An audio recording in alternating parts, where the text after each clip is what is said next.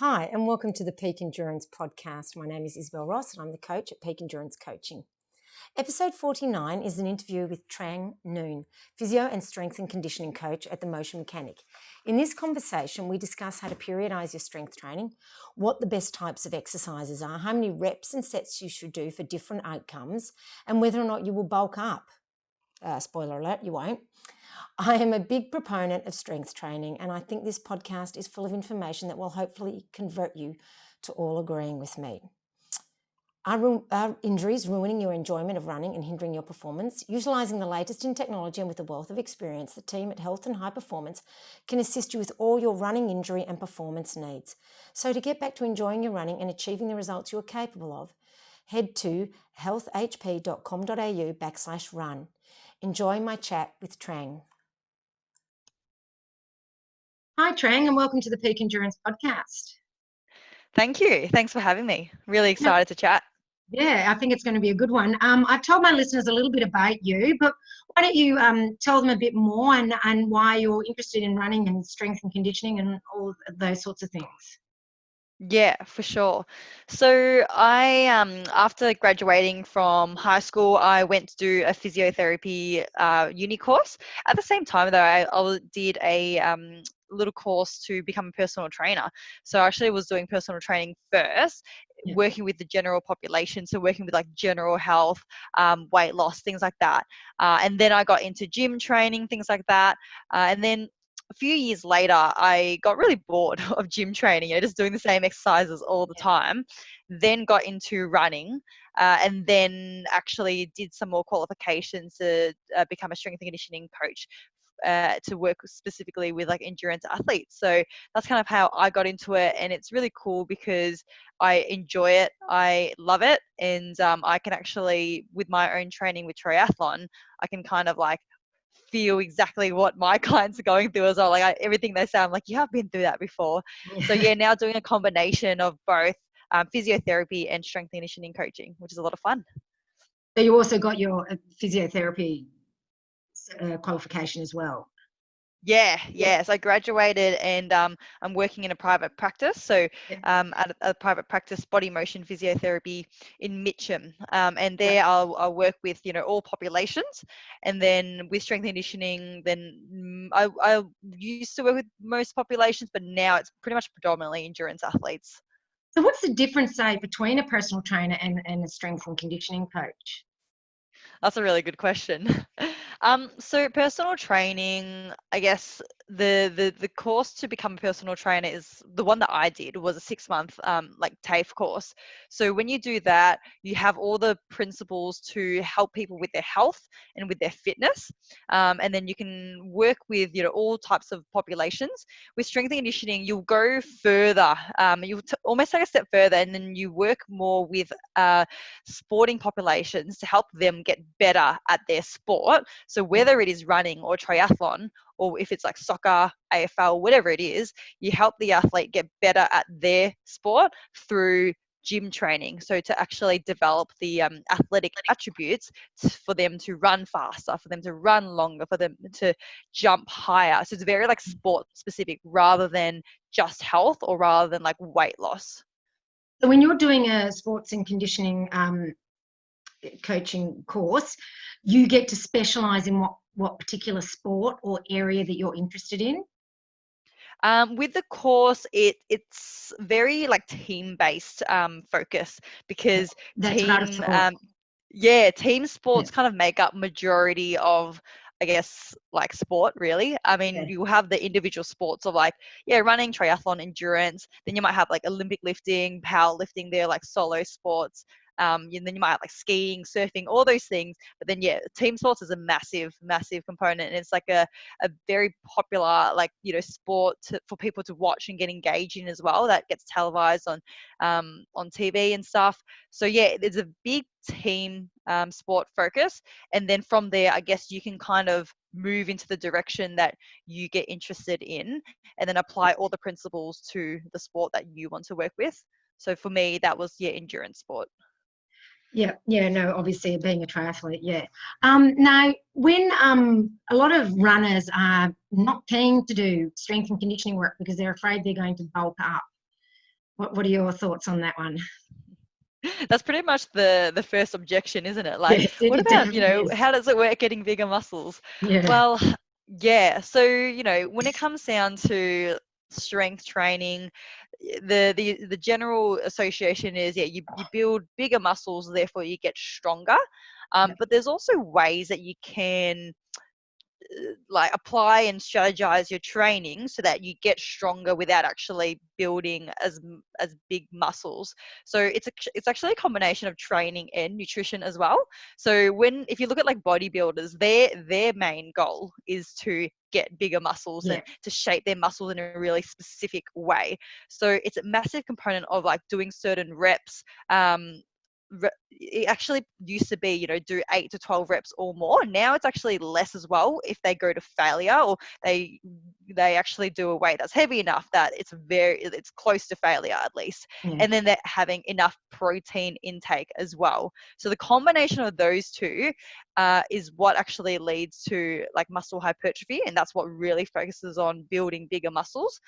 Versus if for strength and conditioning for endurance athletes, what you would focus on is not necessarily going to failure, and in fact you'd probably want to avoid that. So just mm, for everyone listening, going to failure means doing a weight for a certain number of reps where you get to the last rep and you squeeze out every last bit you have in you. You don't have much left for another rep at all. So yeah, you'd want to avoid going to failure first of all, because that leads to a lot of fatigue, and that leads to like yeah, muscle damage and things like that, which will then impede on subsequent endurance sessions. So you would in fact then focus on doing a heavy weight but leaving some in the tank, and then maybe doing a lighter weight for like fast reps as well, to then build other attributes like speed or power. Plyometrics is an exercise, a form of exercise where you spend minimal time on the ground, so you have minimal ground contact time, and you don't even need much weight for that. It's just focusing on improving like the muscle and tendon stretch reflex so that you're more springy when you run. And that's a big thing with running economy as well. Like when you look at runners, what makes them a good runner, there's a lot of different factors. There might be like their VO2 max or their lactate threshold, maybe their pain threshold as well. But running economy is a big one, and just being more springy when you run is a major part of being able to run faster for longer. So it's like I'm sure everyone's done a run where they've done like a half marathon, a marathon, maybe an ultra, where at the start they were springy, they felt yeah. good, and then you get to the end and you see your race photos, or you just Oh, and know, they're you hideous. feel like you I've got some really good like finish line photos where my knee and my hip, like I'm just fully crouched down, and Yeah, I'm just all over the place. But that's where I guess you're less springy. yeah, And that is a component of, yeah, not being able to be as efficient with your shock absorption and that force transfer. So yeah, just improving a lot of different aspects of athletic development, not just muscle size. So strength, power, yeah. improving your stretch reflex is how you will get stronger, get better at running economy without getting bigger muscles. And I mean, it's pretty hard to bulk up too much when you've got a lot of when you're doing a lot of running anyway, just simply because cardio reduces the ability to bulk up, doesn't it? Yeah, definitely. Yeah. And there's research papers that will literally look at strength and muscle size development between people who train strength only and people who do Okay. strength and endurance. Yeah. And they'll literally see that in the group of people who do strength and endurance, muscle size it doesn't grow as big as those who Yeah. don't do the endurance. In fact, people will actually lose muscle bulk as well. So those with a higher starting muscle size, they can actually like kind of tighten up and actually lose some of that muscle size through large volumes of endurance training. But finally, it's very adaptable. They'll find that during a taper, even a 10-day taper before a race, sometimes that muscle size will actually Oh, go wow. a little bit bigger again over that time. So Yeah. it's very dependent on how much endurance you're doing, because literally the pathways, the cellular pathways that your body undergoes when you're doing endurance literally inhibits muscle protein synthesis. So that's where there's that interference effect. And that's where, yeah, if you're doing a lot of running, it's going to be pretty hard to put on a lot of size. So you won't accidentally just, put on heaps of muscle And turn into a overnight. bodybuilder overnight. No. No. Now, you talked Yeah, about but different types of strength training for runners, and you talked about, the standard weights, which is probably the 8 to 12 reps that you spoke about. And then you spoke about also doing it speed, like doing it fast for power. Can you talk us through that one a little bit more? yeah, for sure. I think this kind of starts to break it down a little bit more into what a typical training session might look like, or what a different training phases would look like. And I think a lot of people always really want to know about what the best exercises to do in the gym are. But I actually think talking about the principles of how you do the exercises is really important too, and that is what's relevant to improving your athleticism, right? So there's if we break it down, there's three main different types of exercises that you can do that's going to improve your running economy. So the first one is doing what's called heavy resistance training. So Yeah, doing a relatively heavy weight for a relatively low number of reps. So what the research currently suggests is actually up to 15 reps. But then it's anywhere from 3 to 15 reps. I yeah. would actually usually stay on the lower side of that rep Okay. range. Yeah, because with higher rep ranges, you then start to tap into more peripheral fatigue, because Yes, you're true. fatiguing your muscles and Yeah, the nervous system as well, and then that then kind of crosses over with doing a lot of running and a lot of yeah, hours of training. So you actually want to kind of minimize that crossover effect, minimize that interference effect, and stay kind of more heavy, just low reps, bang it out, get it out of the way. And that way you actually improve that muscle strength and the tendon stiffness as well. So heavy resistance training, so relatively high weight for anywhere from 3 to 15 reps, but I usually steer on the lower end, so usually under 8 reps. The second and type of how many sets of that would you do? so I usually give 3 sets per Yeah, exercise, and then within one training session, anywhere between 4 to 7 or 8 exercises. But they're yeah. not all leg exercises as No, well, no, no, of because course not. that That would would kill you. that Yeah, would yeah. So that would be a combination of legs and then core and upper body as yeah, well. Yeah, yeah. yeah. So heavy resistance, and in terms of how you want to order your training session as well, you'd put that at the start of the training session, so at the start of your strength and conditioning session, because that the heavy exercises are the ones that are going to take up the most energy. They're the ones that you Mm, want to be fresh for. So you want to do it at the very start. It's kind of like if you were to do an interval run session, and then you might also have kind of a 4 kilometer, easy, easy cool down. You do the interval first, because that's yeah. the one that you want to be fresh for, and then you can kind of just go easy and long after that. So that's the same as strength and conditioning. You'll start with the heavy first, and then the second type of exercise that you can do is power. So power training. So doing a lighter weight for fast reps. And by fast reps, I mean the concentric phase. So you have an eccentric phase where you're stretching the muscle under load. So that phase of the exercise, for example, in a squat where you're going down and you're stretching the quads under load, you still do that at a normal rate. But then when you come up, you want to come up as explosively as possible. So that's going to improve your rate of force development, how quickly you can produce force. And that's also going to Mm, feed into your running economy as well. So yeah, if you're doing a heavy exercise, you're going to kind of take maybe, it's going to take longer to contract versus doing some speed training as well, where you do a slightly lighter exercise, roughly 30% of your 1 rep max is kind of the number that gets thrown around. Although speaking about 1 rep max, which is the the heaviest weight that you can do for 1 rep, not a lot of endurance athletes will do 1 rep max no. testing, because it's very high intensity. It's like a time trial for 5-10 kilometers, or it's like doing a race, and it's not like a specific attribute that we need, knowing what our 1 rep max is and stuff. So not a lot of endurance will know what their 1 rep max is, but doing a relatively lightweight where in the concentric phase you explode up. So in a squat you explode up, or you might even do a jump. You might go so explosive that you get off the Okay. ground. So Yeah, I you was do your wondering squat, that. you come down, and then you come down, and then you come up so fast So you can just come up fast, or you can come up and then do the jump as well, which is like explosive.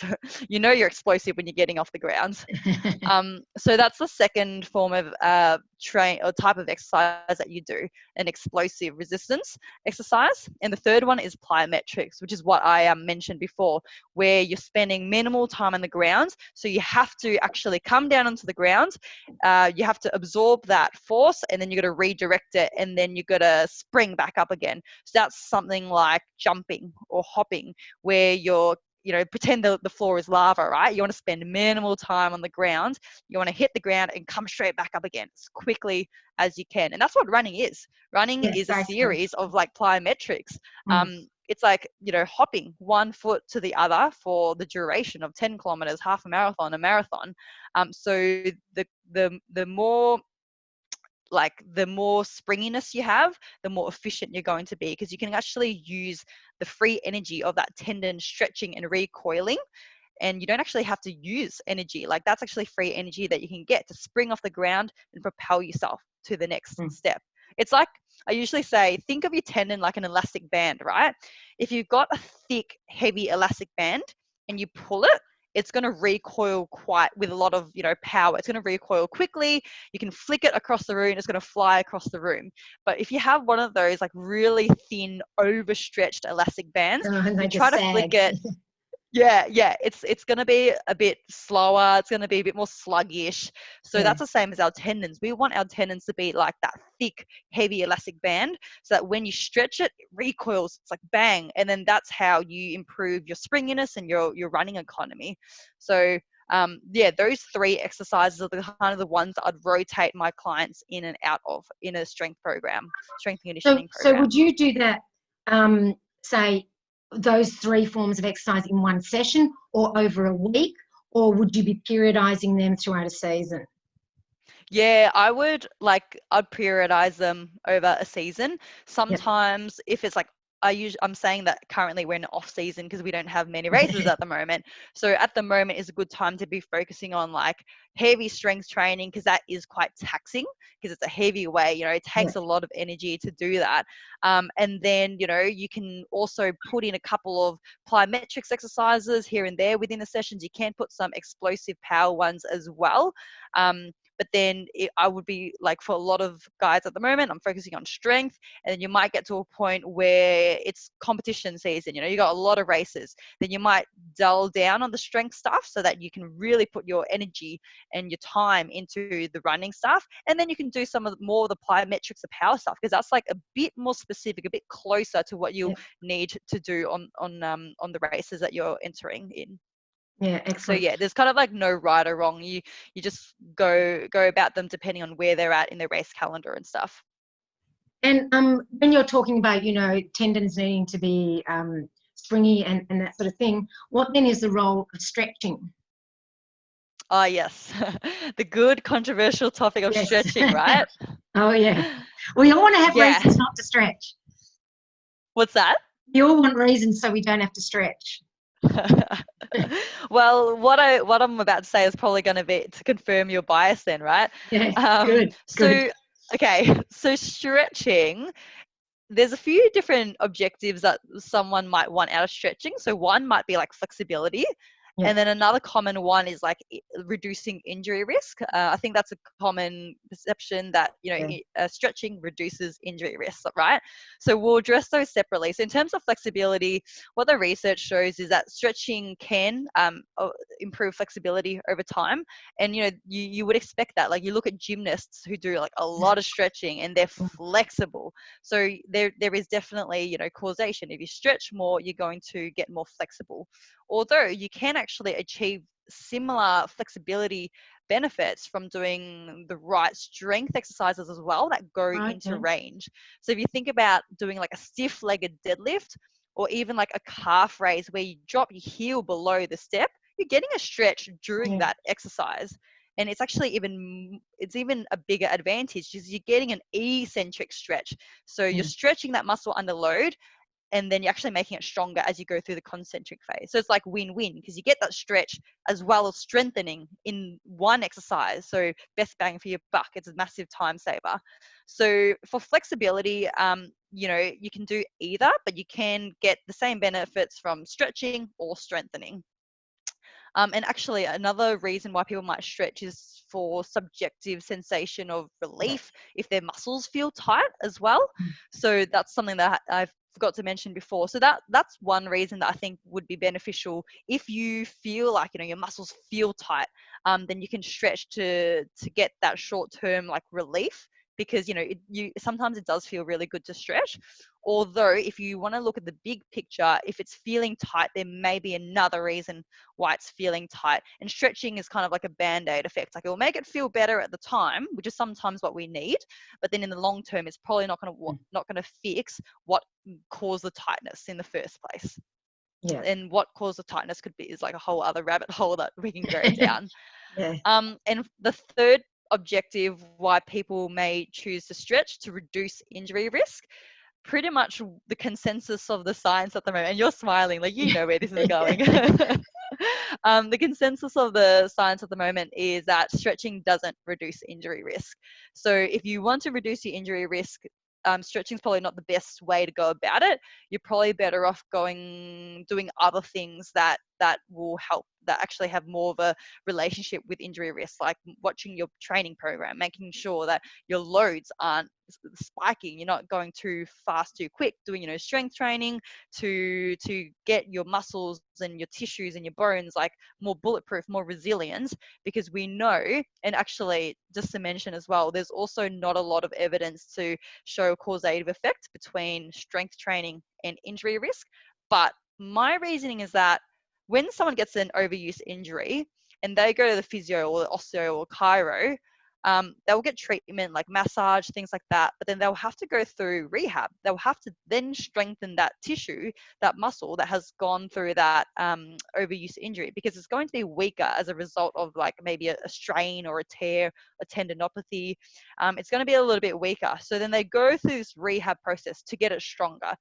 So then my reasoning is that we know that it's kind of like working backwards. Like, we know that you have to do that. So then it makes sense to be preventative in a way, and then do strength training before to get it as strong as possible, to then hopefully reduce the risk of straining and like tearing muscles and things like that.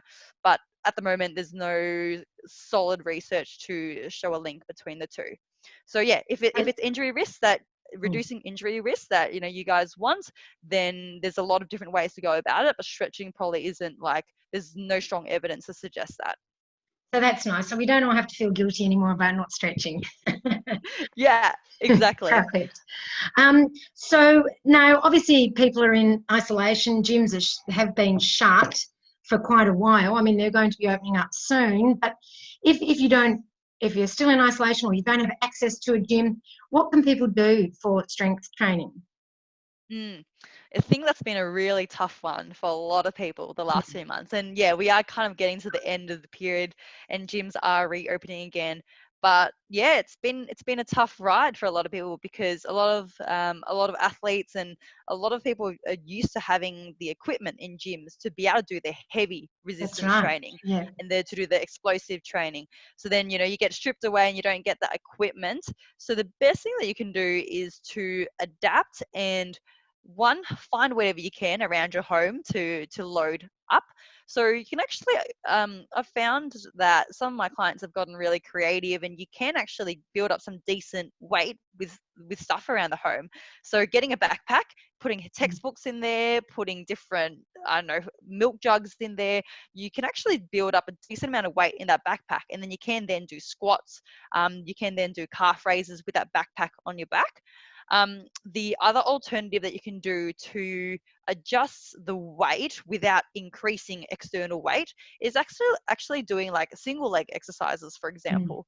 So say if you do like a squat, if you're a 70 kilogram male, for example, then you've got two legs on the ground, so you're kind of distributing that 70 kilograms between the two legs.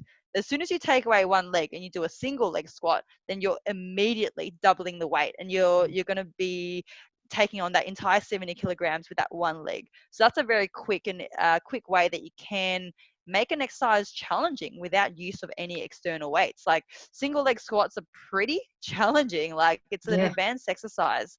Mm. And single leg hip thrusts, single leg hip bridges are the same. Single leg calf raises. You can, we've found that you can do a pretty decent heavy resistance exercise with stuff around home and through doing single leg versions. And the benefit of doing single leg versions as well is there's now going to be that stability component as well, because you don't have that base of support. So your one leg is going to have to work a lot harder to balance and to coordinate the movement by itself. So that's also another benefit of doing single leg exercises, which is really good because in running you're only ever on one leg at a time. So That's it's what I going to was going to be get to. relevant in that. Yeah. Yeah.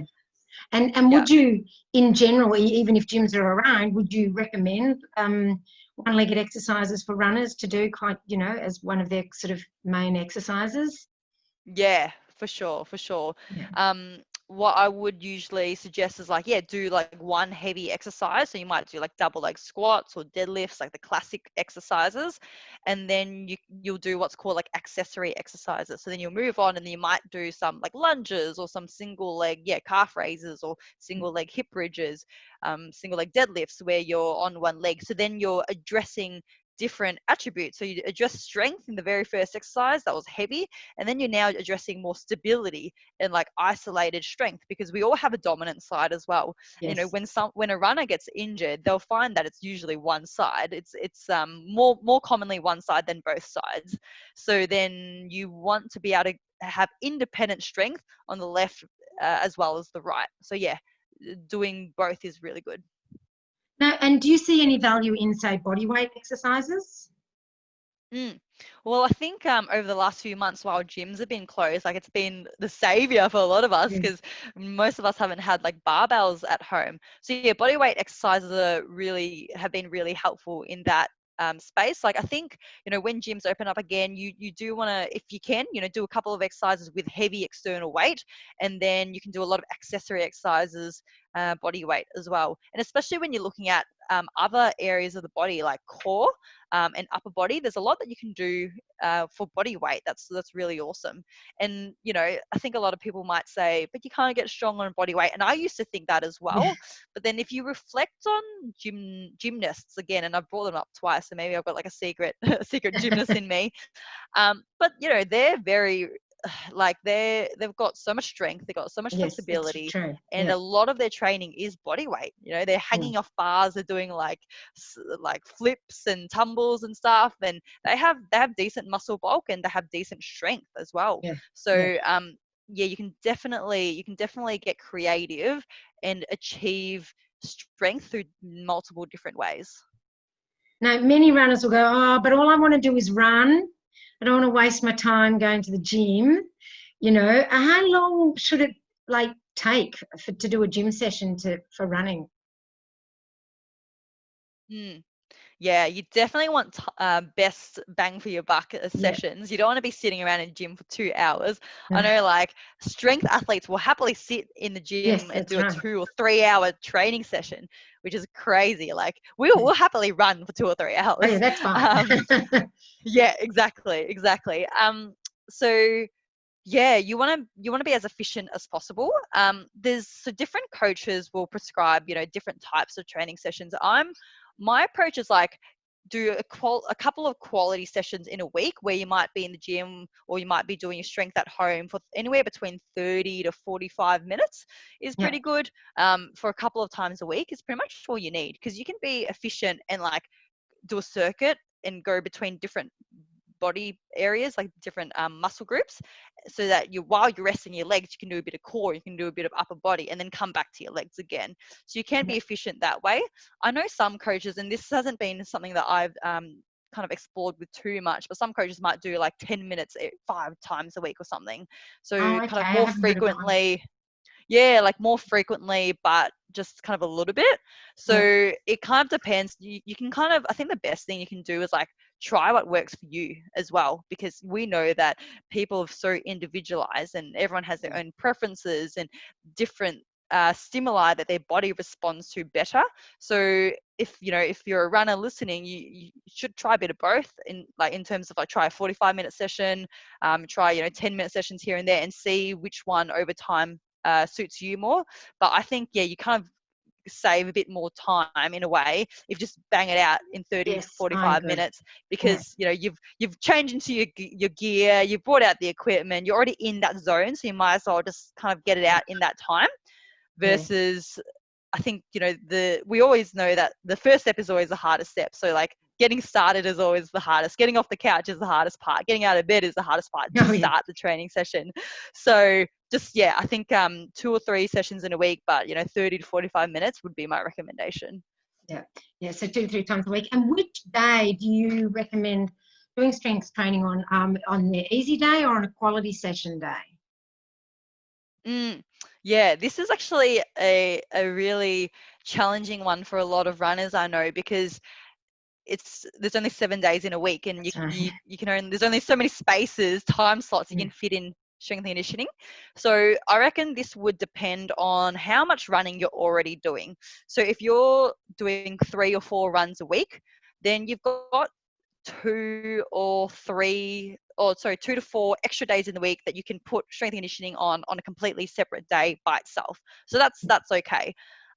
If you're a runner who is running maybe 6 times a week, then I probably wouldn't put that strength and conditioning session on that 7th day, because you probably need that 7th day to have a passive recovery, or in like whatever it is, because strength and conditioning can be quite fatiguing as yeah, well. So you probably want to reserve that 7th day, and then you might put that strength and conditioning session on whatever easy run you have within the 6 days that you're already running. So you want to kind of like line it up with another easy run day where you can, so that they're not impeding each other. Because if you're doing it on the same day as like a hard run, then your each session is going to interfere with each other.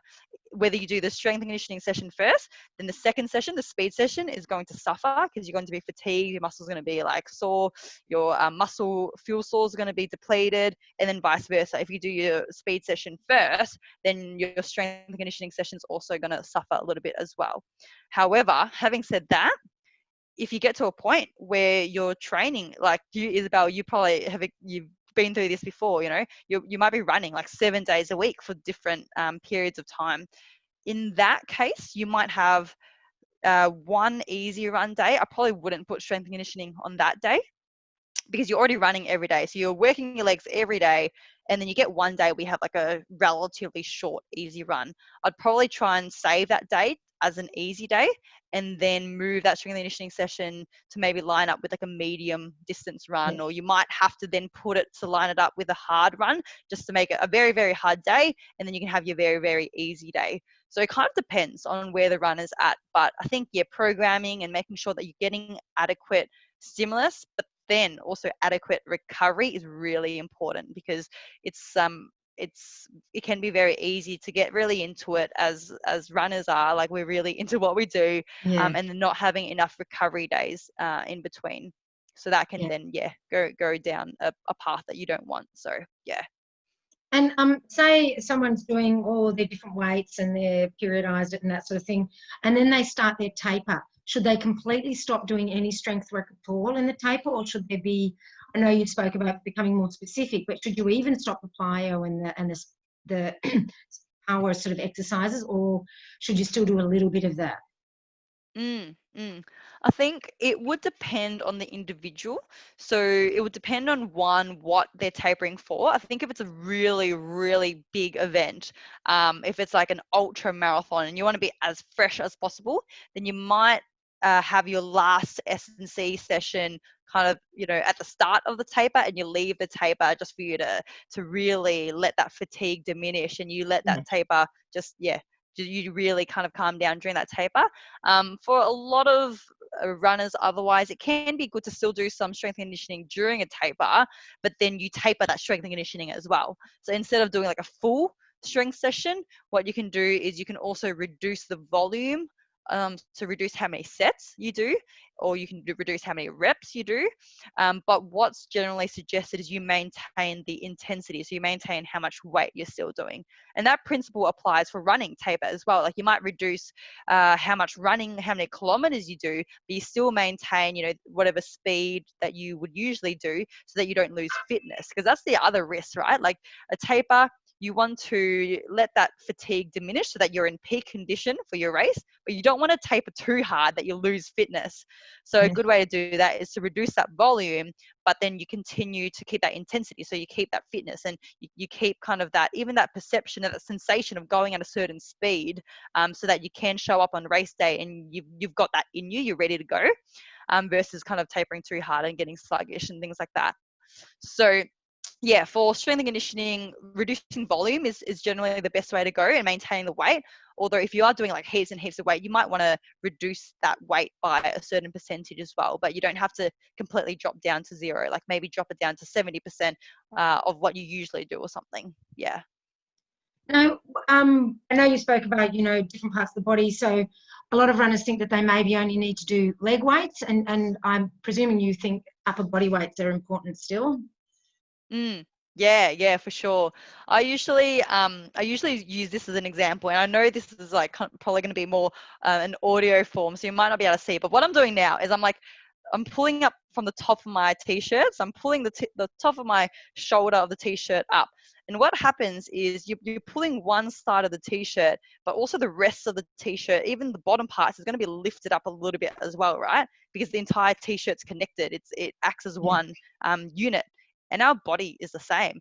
We have different muscle groups. We learn, we have the quads, we have the hamstrings, we have the glutes, but really our body works as one big functional unit, and it works best when it works in a coordinated way. So when you're running, yes, you're using mostly your legs to propel yourself forwards, but it's that energy is also going to be coming from your core. It's also going to be coming from your arms when you're swinging your arms as well. There's heaps of like fascial lines and muscle connections across your torso that will connect your left shoulder to your right hip. So yeah, Mm. you want your whole body to work as one, and that's why you want to work full body. You might not have to have as much emphasis on upper body if you're a runner compared to maybe a swimmer, for example, but you can still you'll still benefit from doing some upper body work. And there are like some indirect ways that can help, because we know that as a runner, we want to be able to expand our lungs as much as possible. We want to have full capacity. So we also want our rib cage to be nice and open, and we want our shoulders to not be like, I guess, compressing down onto the rib cage. So all those things as well is going to help. And I And usually many say, ultra runners wear a pack, so they've got that weight on the upper body for yes, maybe quite a few hours. I guess that's going to help too, isn't it? yeah. Yeah, for sure. So you wanna work your body as one big movement. I usually say, just remember, we're athletes. We're training to improve our athletic development. We're training to improve movement patterns, not just muscle groups. That's what Yes. bodybuilders do. Yeah. So think of it as like, yeah, building the entire body, building our entire physical machine so that we can run for a very, very long time, and we can maintain that. We can run very fast, and we want to just, yeah, get everything as connected as possible to increase our chances of doing that at a very high level. Well, that's great. That's some really good information that I'm sure many of the listeners will be hearing for the first time, and will learn a lot about. Um, if they want to get in contact with you for some strength and conditioning work, how would they do that? Yeah, so the best way to contact me is probably through Instagram. I'm quite active on there. So my Instagram handle is The Motion Mechanic, or you can always shoot me an email as well. So trang@themotionmechanic.com. Yep. I'll put all of those in the show notes, but thanks for that. All right. Well, thank you so Awesome. much. And if anyone's got any questions, they can obviously find out through you, and also find out about some strength and conditioning programs. Thanks, Isabel. Thanks for having me on. It's been a blast. All right. Thanks for that.